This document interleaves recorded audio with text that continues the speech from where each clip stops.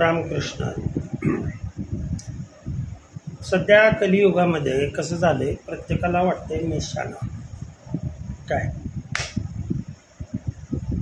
जो तो दुसऱ्याकडून घ्यायची इच्छा जबरदस्त आहे, परंतु त्या मोबदल्यात काहीतरी द्यावं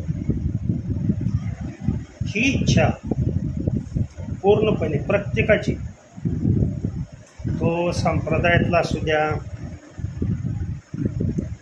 किंवा अगदी संसारातला असू द्या. तुम्हाला वाटतं का परमार्थामध्ये गेला म्हणजे तो सुखी झाला म्हणून? गैरसमजूत आहे तुमची. दुसऱ्याबद्दलचा मनातला मळ जोपर्यंत आपला जात नाही तोपर्यंत देव आपल्यावर कृपा करत नाही. वस्तुस्थिती सांगू, लोक 24 तास मोबाईल पुढे असतात.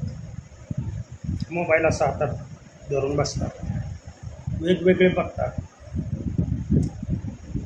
आता मी सांगत नाही प्रत्येक व्हिडिओमध्ये त्या सोडून ती चॅनल सबस्क्राईब करा. तुम्हाला एक विशेष गोष्ट मी सांगतो. प्रत्येक यूट्यूबरची ही तक्रार आहे की लोक व्हिडिओ पाहतात पण सबस्क्राईब करत नाही. मग दुःखाचं कारण काय?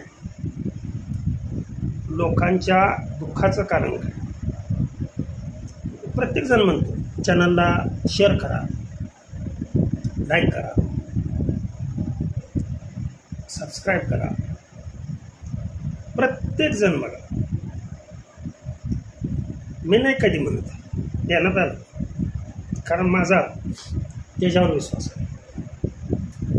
ज्यांनी सबस्क्राईब केलेला आहे त्यांना मी देव मानतो, ध्यानात आलं. बाकीचे देव आहेत परंतु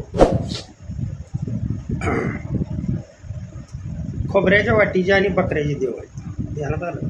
आणि ही वृत्ती लोकांकडे जास्त आहे सध्याच्या काळामध्ये. त्याच्यामुळं आपण एखाद्याचा चॅनल पाहिला, माझ्या चॅनलबद्दल नाही बोलत, आपण एखाद्याचा चॅनल पाहिला आहे त्याच्याकडून आपण समथिंग माहिती घेतली, ऐकायला मिळालं, मनोरंजन झालं आहे आपलं तासाचं. काय सबस्क्राईबचं बटन दाबलं म्हणून तुमच्या बापात जाते तेवढं मला सांग. मी सरळ तडक तडक बोलणार माणूस, काय बिघडते का?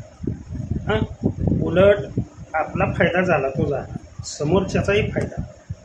पण तुम्ही सबस्क्रिप्शन केलं, लाईक केलं, कमेंट्स केल्या किंवा शेअर केलं म्हणून समोरच्याला काय फायदा? लक्षात ठेवा. परंतु तुमची जशी वृत्ती तशी त्याची फळं मिळतात. रामकृष्ण हरी, विठ्ठल केशव.